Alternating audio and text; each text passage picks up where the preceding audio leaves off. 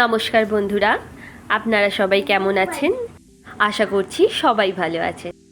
আজকে নিয়ে চলে এসেছি মোরলা মাছ, বা যাকে আমরা ছোট চুনো মাছ বলি, সেই মাছের ঝাল। এই মাছের ঝাল যেমনভাবে রান্না করুন খেতে কিন্তু দুর্দান্ত হয়। তাই আজকের একটি সর্ষে বাটার নতুন রেসিপি নিয়ে চলে এসেছি। কিভাবে খুব সহজ পদ্ধতিতে এই মাছের সর্ষে বাটা করবেন, তার জন্য আমি নিয়ে নিয়েছি এখানে শুকনো লঙ্কা, সাদা সর্ষে, কালো জিরে, হলুদ এবং স্বাদ অনুযায়ী লবণ।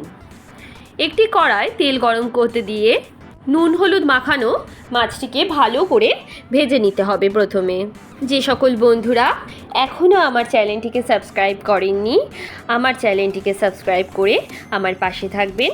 এরকম আরও অনেক নতুন নতুন ভিডিও আপনারা দেখতে পাবেন।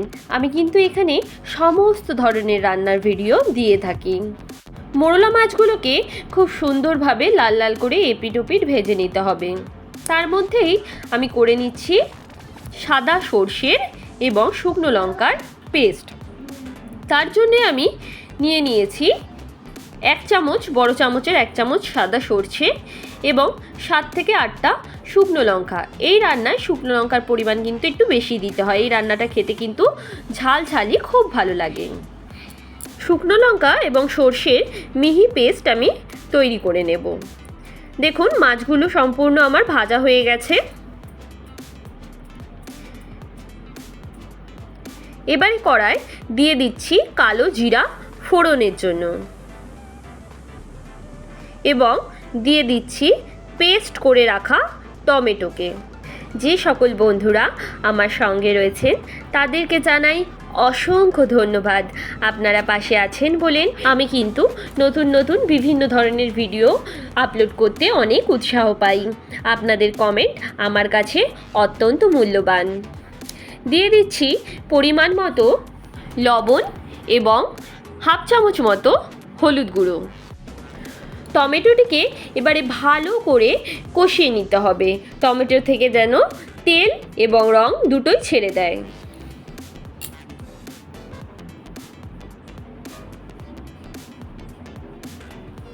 দেখুন, আমার টমেটো কষানো হয়ে গেছে। টমেটো থেকে রঙও চলে এসেছে এবং তেলও বেরিয়ে এসেছে। এই অবস্থায় এর মধ্যে অ্যাড করে দিচ্ছি সরু সরু করে কেটে রাখা আলু। এই আলুগুলোকে আপনারা আগে তেলে ভেজেও নিতে পারেন বা টমেটো কষানোর পরেও অ্যাড করতে পারেন, কিন্তু একদম টমেটো কাঁচা অবস্থায় যখন দিচ্ছেন সেই সময় কিন্তু দেবেন না, তাহলে কিন্তু আলুগুলি সেদ্ধ হবে না। দিয়ে দিলাম সামান্য পরিমাণে জল। মনে রাখতে হবে, যে কোনো সর্ষে বাটার তরকারি করতে গেলে যেই সময়ে সর্ষে বাটাটি অ্যাড করবেন তার ঠিক আগে গ্যাস কিন্তু বন্ধ করে দিতে হবে এবং তরকারির টেম্পারেচার কমানোর জন্য সামান্য জল অ্যাড করে তরকারির টেম্পারেচারটিকে মিডিয়াম অবস্থায় নিয়ে আসতে হবে। তারপরেই কিন্তু সর্ষে বাটার পেস্টটিকে কড়ায় দিতে হবে। দিয়ে সামান্য নাড়াচাড়া করে মাছগুলো দিয়ে তারপরে আবার কিন্তু গ্যাসটিকে মিডিয়াম আঁচে রেখে ঝোলটিকে ফোটাতে হবে।